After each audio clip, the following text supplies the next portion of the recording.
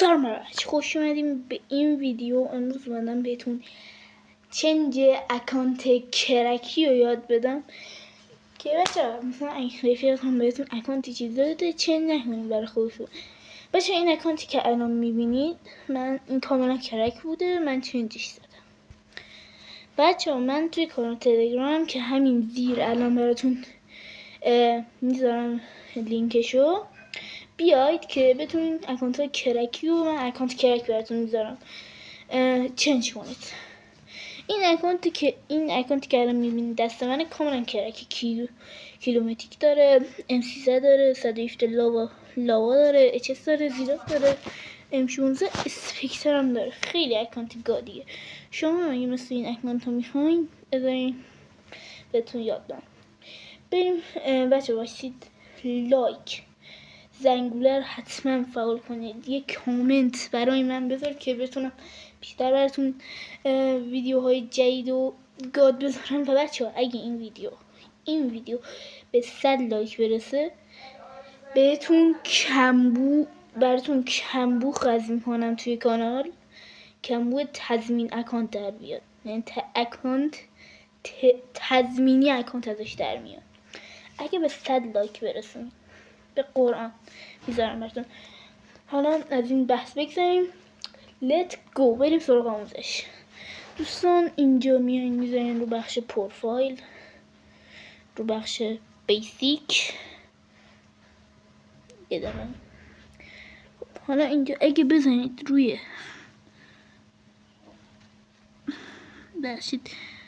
این آیدیتون کپی میشه، آیدی عددیتون. حالا میایم وقتی کپی کردیم میایم بیرون، میایم تو بخش تنظیمات. تو بچه باید رو اکانت باشین، حتما رو اکانت لاگین باشین. اگه نباشین اکانت دیگه نمیتونین، دیگه اصلا قابل چنجه، به درد نمیخوره اکانت. خب بعد میایم توی بخش تنظیمات، اینجا توی بخش لاگین میایم اینجا کپی میکنید، بزنید روی کپی میشه.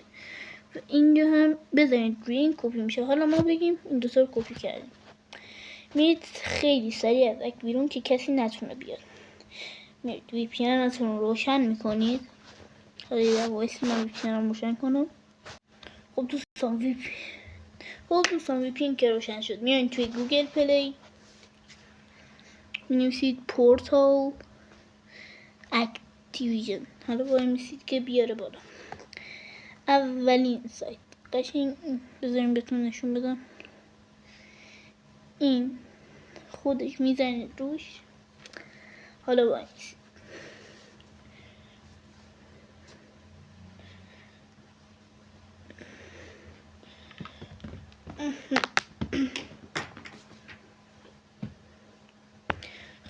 ما به این اولیه کار نداریم و میایم به دومی که عکس پوشه روشه میزنید، میرید پایین. اینجا این تیک رو فعال میکنید. بذاریم بهتون نشون بدم. این تیک رو فعال میکنید. بعد میریم کشورتون انتخاب میکنید. هر کشوری بشه، حتی ایران هم خواستیم انتخاب کنیم، اوکی مشکلی نداره. ایران رو انتخاب میکنید. حالا وای میسید که بره توی اکتیویژن پورتال. یه دقیقه وایسید. خب بچه بعد اینکه کشورتون رو انتخاب کردیم میزنید روی این سیاهه. حالا یکم صبر میکنید، اینجا براتون باز میاد. ما با هیچ کدوم از اینا کار نداریم به غیر از این قرمزه. میزنید روی قرمزه، میایید توی همچین صفحه ای. بعد میزنید روی کال آف دیوتی موبایل.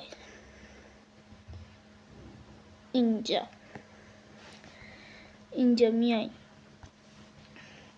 این چیزایی که کپی کردیم میزنید. بچه این کوچیکه که هستش مثلا مثل این منه میزنید. بعد